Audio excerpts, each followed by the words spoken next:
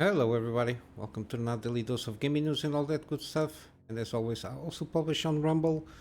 I put everything there on the blogger site and on Patreon also for extra support and updates and all the such. Usually, I go about on Twitter X, whatever you want to call it.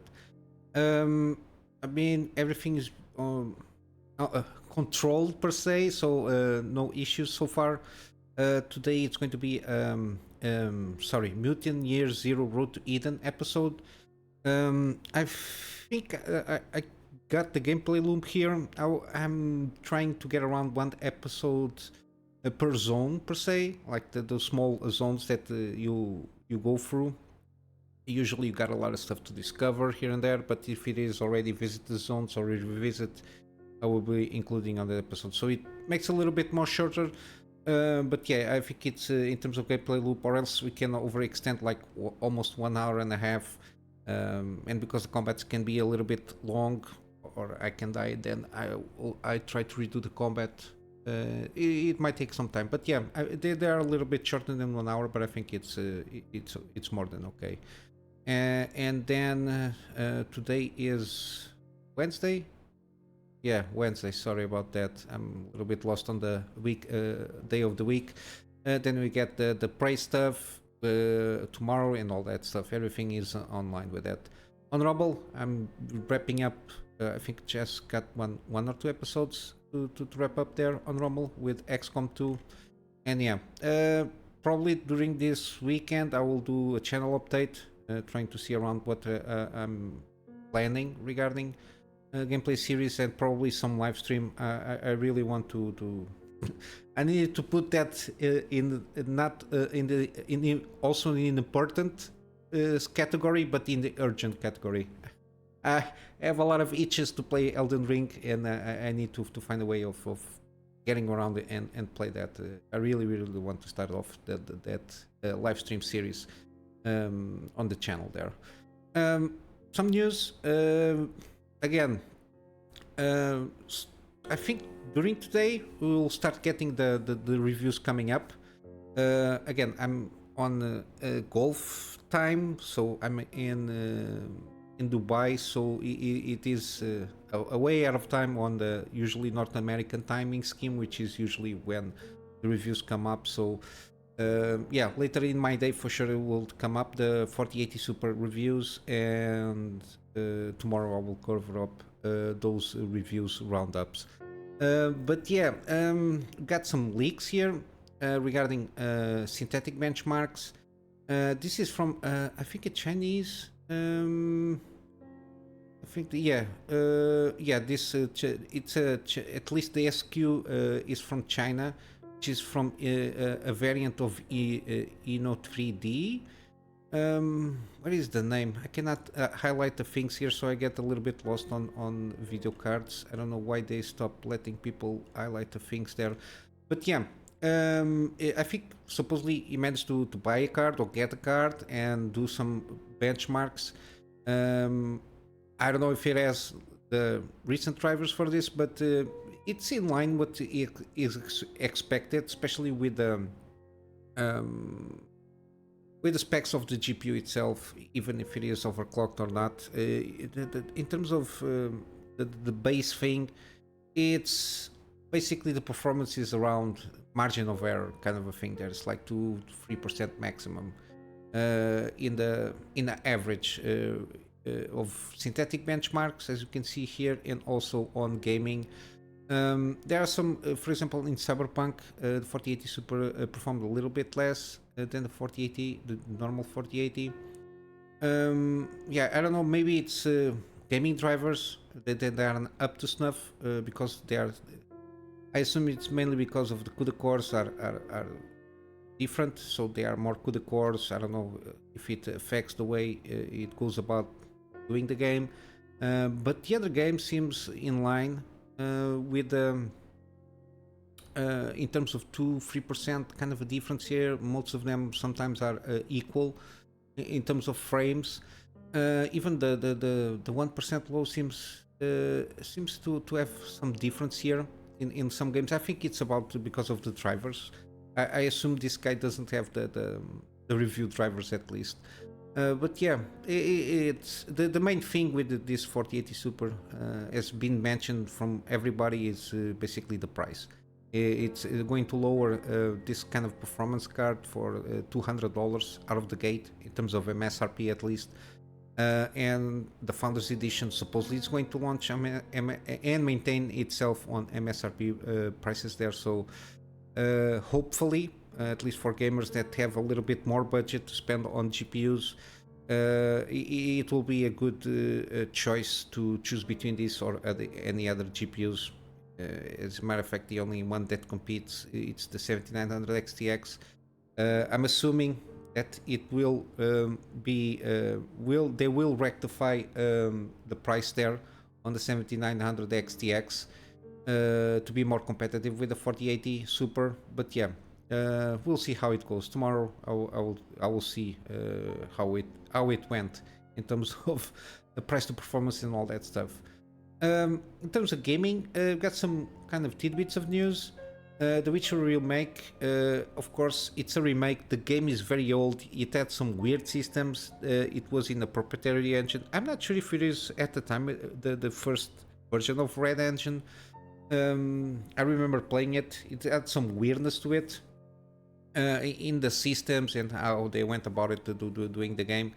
And some of them are outdated or bad, whatever they want to put the adjective there. Again, the guys that are doing this remake, Fool's Theory Studio, it's a lot of devs, ex-devs from CD Projekt Red. The CEO of the company has worked on the second and third entry on The Witcher, so Witcher 2 and Witcher 3. They are doing at this moment in time down-to-earth analysis of the original. I assume one of the main changes they're going to do is on the combat front. I think the stances, to a certain degree, you already have like a variation of the stances, which is basically light attacks and heavy attacks, where you can damage. I think depending on the enemies, they were more susceptible to that kind of a system. But yeah, you got they're mentioning here the cars from the artwork collection. Didn't add too much or didn't remove anything here, so I don't see any kind of issues regarding that. I don't remember the swamp segment. It's a little bit out of the memory for me, but yeah, we'll see how it goes. I hope it does very good. Again, this will be one of the first games they will do in Unreal Engine 5. So let's see how it goes. Hopefully everything goes okay and we get an excellent remake for this game, because it's a very good game in terms of story and the intrigue regarding the salamander stuff there.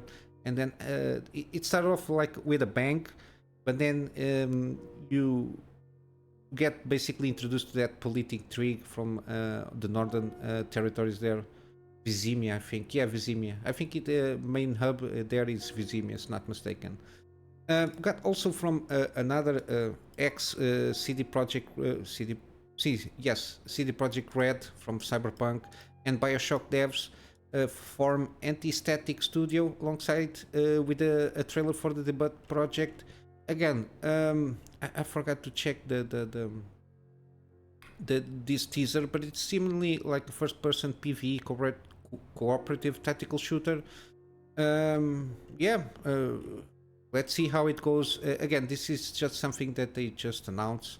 We'll have to wait a little bit. They were going to be, I think they're going to try and do some kind of closed doors, kind of a thing to get feedback on things that they can improve or do. I don't know. We'll see how it goes. But yeah, at least it's good to see that at least some devs are managing to even if they exit or that they were laid off for any reason, to get in new projects and do something with it. Again, a lot of key members here. Got a lot of stuff from CD Projekt Red and devs from other places from Bioshock and as such. And lastly, we got here Resident Evil 4 remake sales, basically 6.5 million units sold. Uh, 1 million sold in 3 months. I assume the last quarter, 1 million. Again, this is a game that I really want to go through. I'm the Resident Evil deals from the franchise deals on Steam. It's over. Uh, I don't know if the next one. Again, I'm saving money more for the Shadow of the Earth 3. It's my main concern there because I still have a lot of a lot of games in my library that I want to go through. So it's not very important for me to just snag games out of nowhere. But yeah, Capcom had a decent year. Got the Monster Hunter series. They got the announcement of Monster Hunter Wilds. This one seems pretty good, mainly to see the capabilities of the To the Moon engine. It's the Resident Evil, basically the Resident Evil engine. Also, I'm curious regarding Dogma 2, which is on the same engine, and see how it behaves in open world. Because the experience that we have with this engine, it's more in Resident Evil kind of format, level design, and world map per se. So it's going to be interesting to see all the systems, how they will work in an RPG setting. And I think it will work out pretty good. Got some previews from Dragon's Dogma 2, and they seem pretty good. I'm very hopeful regarding this engine because we need competition also in this engine game. A lot of people going to Unreal Engine, even though we got a lot of in-house in-game engines like for EA, Ubisoft, but yeah, the Ubisoft is needed to be updated. Frostbite is not a bad one, but has the issues now with the ray tracing stuff, especially with the Dead Space remake. I think there is some stuttering issues, vertical stuttering that needs to be fixed, but I think it's about loading behind on the scenes, on the engine itself. It's need to be upgraded.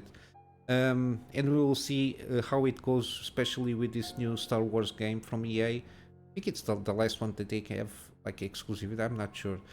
From Frostbite, we'll see how it handles everything there. But yeah, regarding news, this is what I got. Just wrapping up with some deals here. The Invincible, 40% off. Oh shit, sorry. Not even. It's with a War of Mine Final Cut. Okay, 40%. It's a good deal, regardless. Invincible seems to be a pretty good game, and this War of Mine is very recommended all over the place. But yeah, I'm sorry, I thought it was 40% off the game itself. But yeah, still, it's a good bundle here. We got Dredge, 30% off, and you got also the deluxe edition. Got some extra digital goods here. We got also the Wolfenstein alternative history collection. This one has the free Wolfenstein, the 4 main Wolfenstein per se, mainline series, including Youngblood. Now it's very cheap. I think it might be worth it at least to give a go. But yeah, basically every game is $5, give or take. Yeah, it's so basically $20 for all the 4 games. I think it's a good price. But yeah, the bundle itself it's more 85, so around $15. Yeah, seems to me, yeah, around $15 because I already have the new order there. We got Prey, again, pretty good game, very underrated game. So far, I've been enjoying very much regarding this series. And again, it's at this moment in time, it's a recommendation for me still. If you didn't play it, I think it's a good time to go about. And I think the digital deluxe edition is a good option there because it has the Moon Crash and Typhon Hunter, so it's extra content. I managed to claim through Epic Game Store for free the base game, so that's why I don't have here or don't have even the digital deluxe edition. We got Tomb Raider series is 50% off, but I think it's the GOTY edition. The GOTY edition is the way to go.